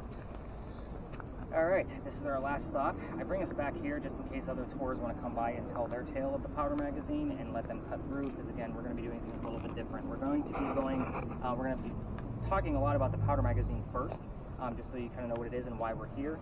But we are going to get much closer to it. Afterwards, I'm going to see if the video cameras want to go back over to the cemetery to see if they want to capture any footage. If you guys want to go over there together, you can do that. You can shine lasers in there, but you definitely got to keep them really, really close. So again, I'll leave that up to you because this is another space we're going to explore, like the Pinckney Mansion. Okay. So just don't interrupt the other tours. Fire. Second time it's passed by. Yeah. So that little building over there is the powder magazine. It held gunpowder for 7 different wars. Those are not crosses on the building. Those are earthquake bolts. Earthquake bolts that just behind those is that they're turnbuckles. If we have another earthquake, like what we did in 1886 that I talked about at the very beginning, which we haven't, by the way, you could turn those turnbuckles and it's supposed to straighten the building back up again. It's a great idea, it just doesn't work. The reason I bring it up is because those are the first set of earthquake bolts that we put in Charleston, because this is the oldest government building in South Carolina. Government building, or the powder magazine, that actually held gunpowder for 7 different wars, including the Civil War. That was its last servant. We are here because this building is a familiar. It's kind of like using a toy to attract a child ghost. It's the same type of principle. We don't have many buildings this old during Anne Bonny's time frame when she was here in Charleston. Earlier, that garage across the street is where the wall stood. It went up past the powder magazine and started going south towards the battery behind me. It was locked into the corners on purpose. It was the furthest protection it could have away from pirate ships and Revolutionary War ships from 3 blocks away this way. But if the cannons were going to shoot at the powder magazine trying to blow it up, they're going to have a hard time going through the 32-inch thick walls to protect the gunpowder. We're going to pretend that it goes all the way through and blows it up. Underneath those red shingles is sand from the early 1700s that is meant to go up in the air with the explosion and fall to put out the fire of the gunpowder. It's another great idea, it just doesn't work. I know.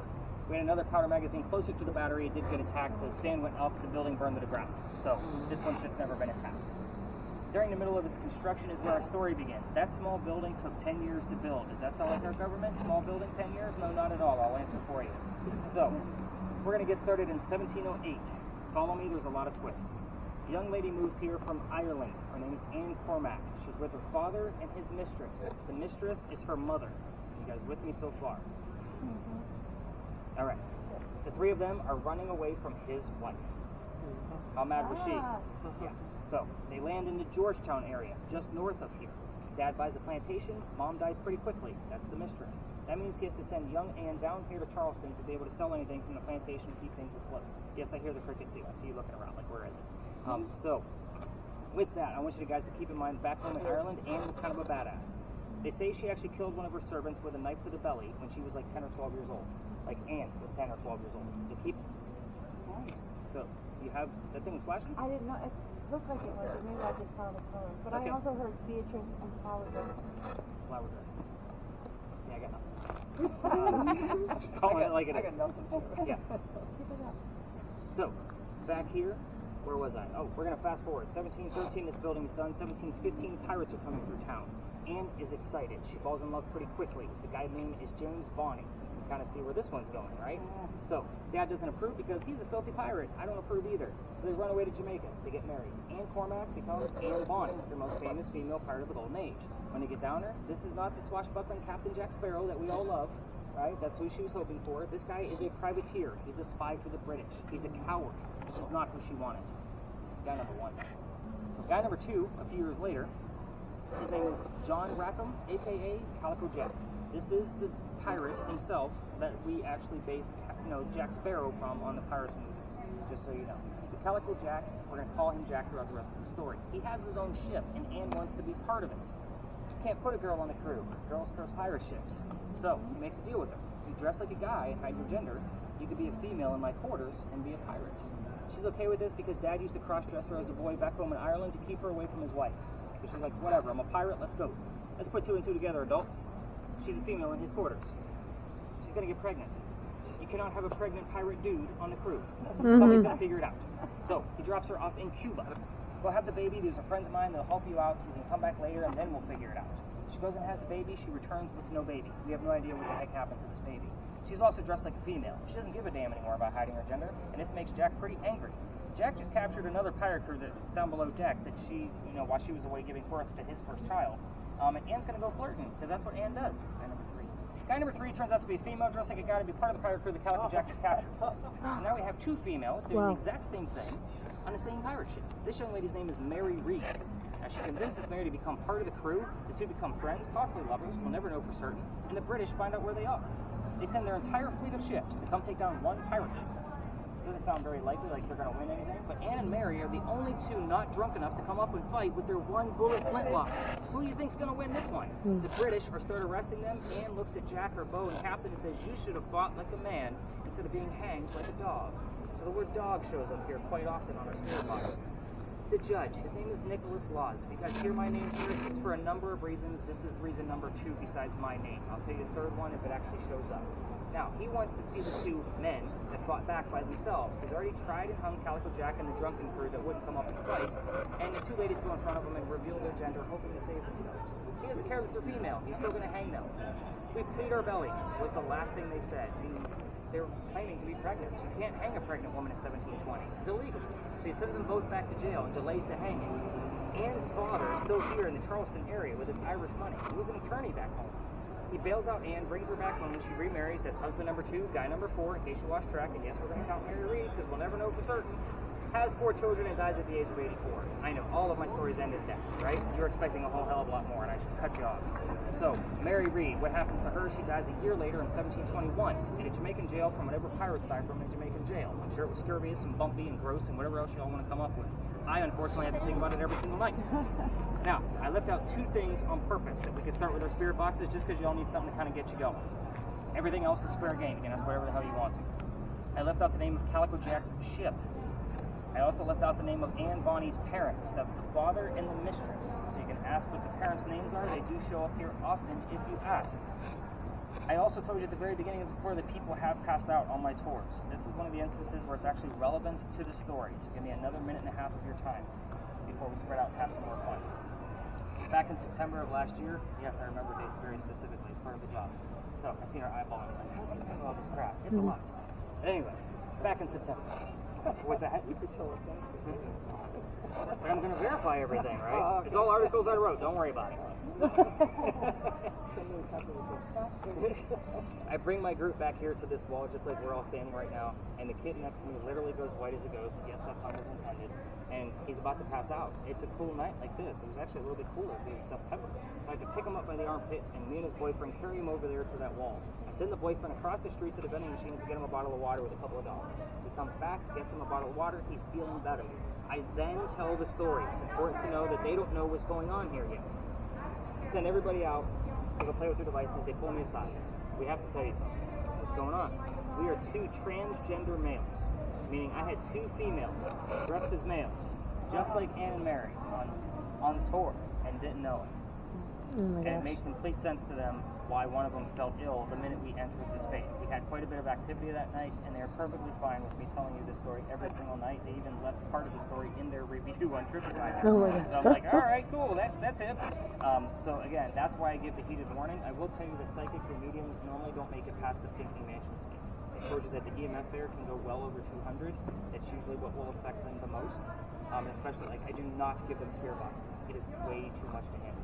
They're already getting messages. They don't need digital messages as well. So, we are going to spread out in this space. Again, cameras, if you want to go back to St. Philip Cemetery and cross the street to go get some footage of that, you can. Also, if you want to go to the front of the Powder Magazine, which is exiting the lot and making a left, you guys are going to be busy. You can do that as well. Lasers, again, front lawn only. If you go past the Powder Magazine, you're going to be in somebody's living room window because those are apartments. So be very, very careful with lasers.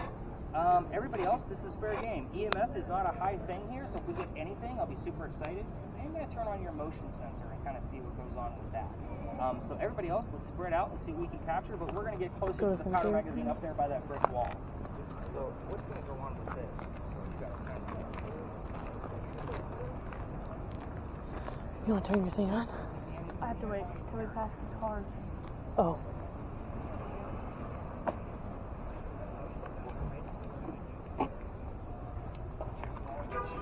No. Gosh.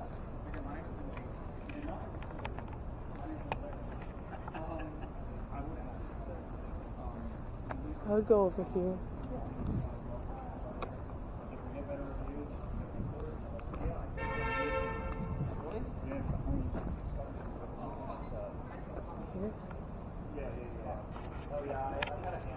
Do I go in here?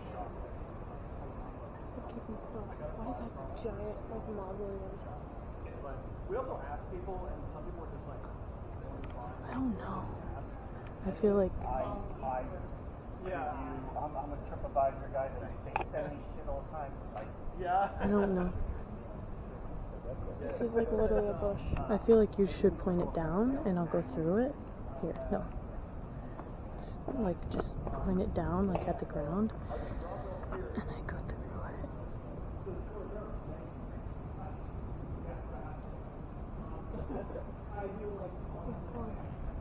it.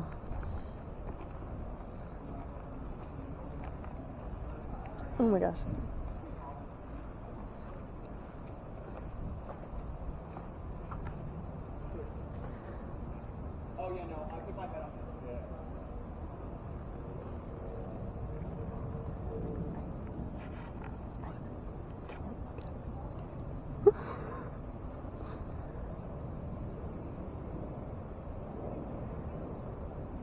We're like in there already. Like, Oh, that's perfect.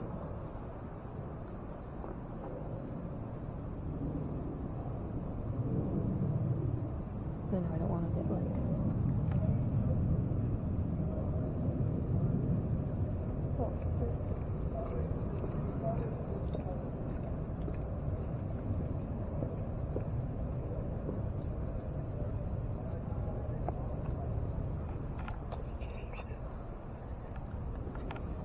recording? Yeah, it is.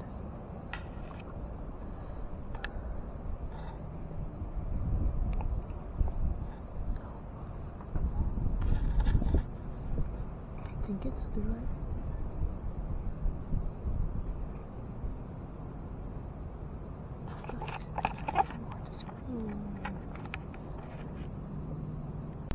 Don't hit people.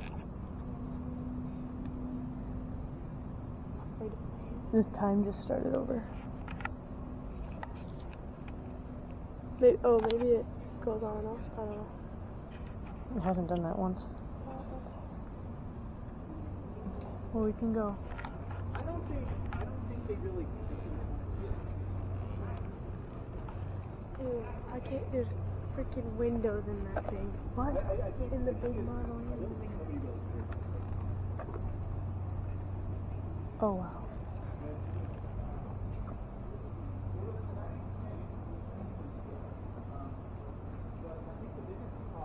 Okay, let's go to the front of the battery thing.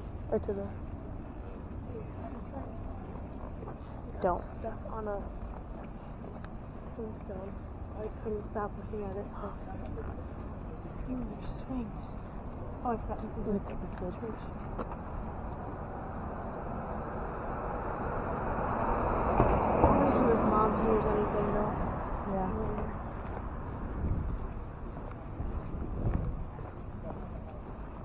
Huh? What? See anything? I just heard evil when I walked out here. Oh, Jesus. Go see what you hear over there.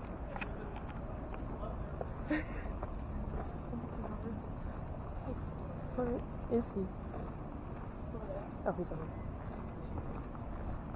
Oh, let me walk through you. Or let me go behind you.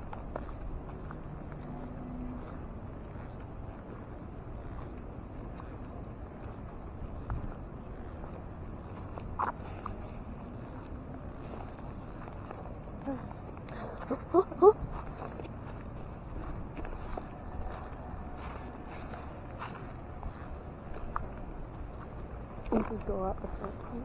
You said to look at the front. Go over there? You said to look at the front. He said if you want to. I Good. didn't know how to point the lasers, so I just didn't do it. Okay. But But you got yeah. some footage in there? Yeah. Okay. The time did start over. Yeah, it's because that Okay. only goes Is up it to 4 loop? gigs per file. Okay. So basically what I do when I get home is I attach it to a separate computer and Okay. I splice them all together before I upload it to YouTube and then send Oh. it back over to you. Okay. Got it. So, I wasn't sure if I but the thermal pushed the imaging button. one I can do on the way home because I downloaded the software to splice all those videos together. Gotcha. So that way it's done when I get home and that way Yeah. like everything runs like uploads while I'm sleeping. Gotcha. So I spend Oh yeah. 30 Sure, minutes takes a just long time. attaching everything, compressing, and then in the morning I put it all together and start going through it. So my first cup of Gotcha. coffee, I'm listening to the Spirit Box Oh, it's lovely. Oh yeah. every would single love that. morning. Yeah. But that first cup of coffee, like it usually takes 2 to get Yeah. through it because there's, Oh, I'm sure. I mean, I listen to that thing between like 30 to 45 minutes. I probably spend the most time on it. Gotcha. Just because I'm really looking for things, especially if something's matching up with the word list. Mhm. We have some pretty decent words that came up on the word list tonight. Yeah. So I would definitely like focus around that. Plus, I keep my notepad in front of me. So what did we hear in real time?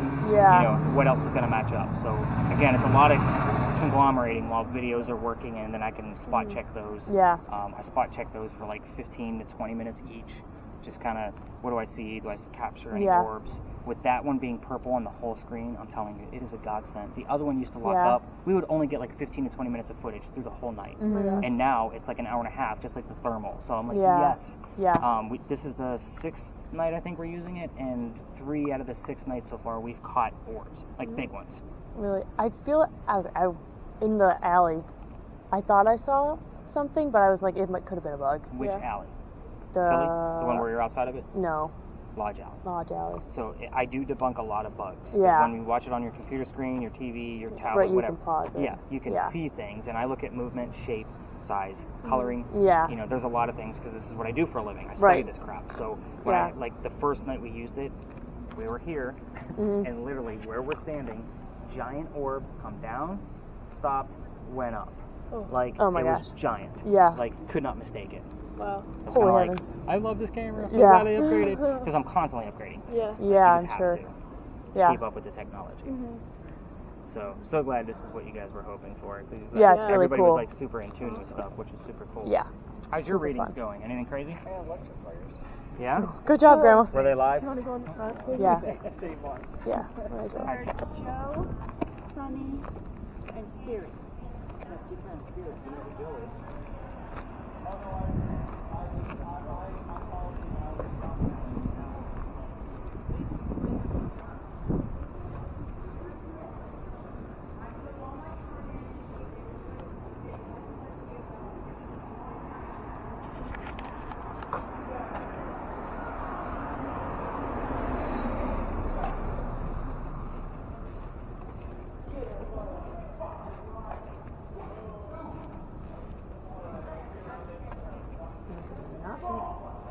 Not be recording him. Because he will freak out.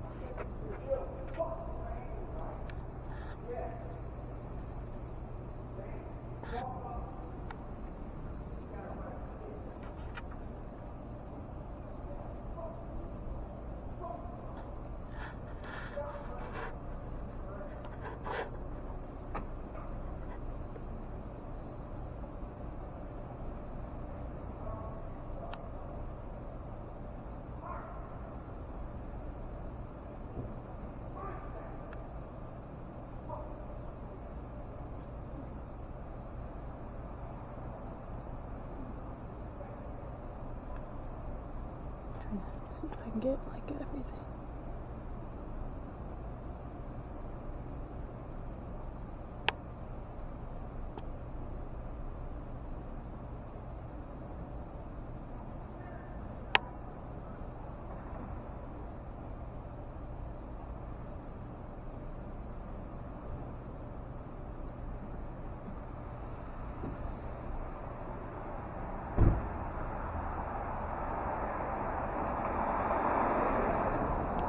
Where should we go in? Yeah.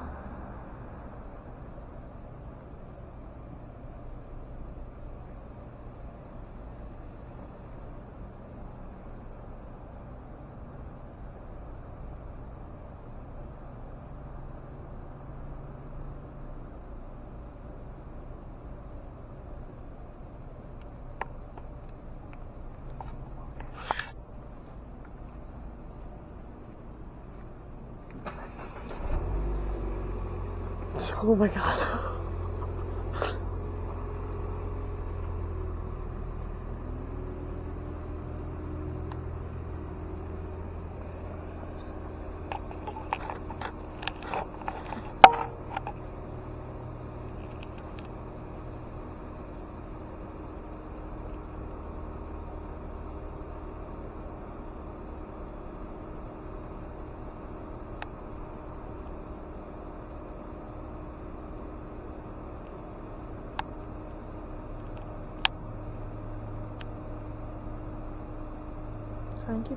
Try and pull it closer.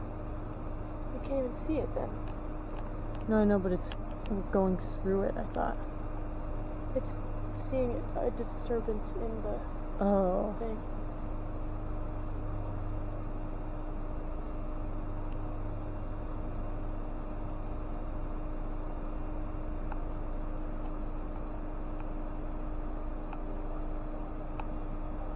Wanna go walk through the parking lot? Yeah.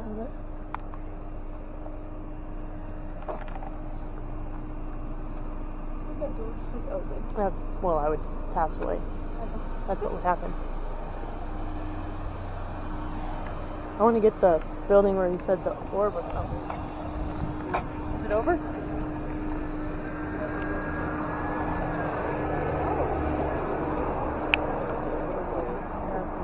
Oh, that's fine.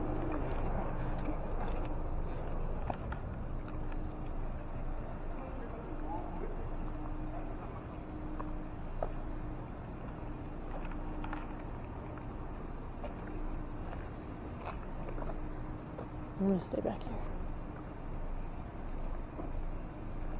Even with an empty bag, you guys gave me a workout. For sure. Alright, we missed 1, 2, 3, 4, 5, 6, 7, 8, 9. So here's what I'm excited about. Actually, most everything on this list I'm excited about. I like the word conspirator. It just sounds piratey to me, so I'm going to see if something else pops up along with that. We heard the name Joe. Click that right-hand button for me. Very bottom one. Probably coming from your movements. The name Joe, we didn't piece it together right away, did we? But I pointed it out. That's why you guys keep me here. I told you we were going to get clues from Dr. Joseph Brown Ladd through the rest of the evening. We heard the name Joe. Strange relationship. I would definitely say that Anne and Mary's relationship was very strange. So, kind of a vague stretch, but I'm going to go with it. Sarcophagus. I told you John Calhoun is in a sarcophagus just on the other side of that wall.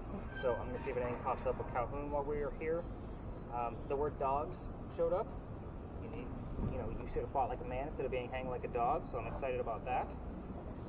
Two different people, two different terms, sunny and stars. At first, when I heard sunny, I'm like, yeah, that's really not anything. But I put sun and stars together, that's how pirates navigate. So, I'm excited about that. The name Simon showed up, but it came up here last night too. I'm going to look at my data from last night and see if it was the same location. But there's definitely got to be something there. That's honestly how I look at Pinckney Mansion site. I just heard George Washington on one of the spirit boxes twice in 1 week.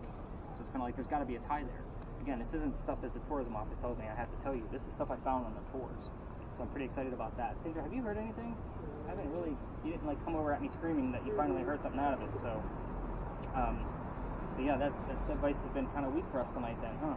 So other than that one little thing that we heard over at the Philadelphia Alley. So I do picture pages again before I start collecting devices where I can give you guys the answers, because it's the only way I can remember to give you the answers. Otherwise I say, alright guys, give me your stuff. We're going home. So, first off, I'd like to point out that this picture of Anne Bonny is one of the few I could find with her with a shirt on. Oh. Anne Bonny liked to show a breast, to show the men she just killed that they were just killed by a woman. Oh my goodness. So, I also like this picture because it shows off the flintlock guns that they used during those times. I don't like guns, but I am obsessed with the flintlock just because it has evolved from a duckbill to this. I can't even remember all the names of them, but yeah, she's usually depicted as kind of like a voluptuous vixen, redheaded, kind of green eyes, Irish woman. But if you look at some of the other pictures of her, like she was pretty mannish. Like I could see where she'd be passed off as a dude. By the name of Anne Bonny's parents, Mary Brennan and William Cormack. You guys were not expecting another Mary, so I do that on purpose. Again, we have Mary Reed, and Mary Brennan was the mom. That was the mistress. I also like to show you what Calico Jack looked like, because I didn't tell you why he was named that. He was named Calico Jack because of the jackets he wore. They came from the men he killed. These were obviously men of British descent, I'm sure. So again, Calico Jack is all signature to the jackets. So that's he's a weird character all by himself. I've read a lot of things about him, and I'm watching Black Sails right now. If anybody's into television shows, like it's a very loose history on piracy, but you can see where Jack's quirky character kind of turned into Jack Sparrow.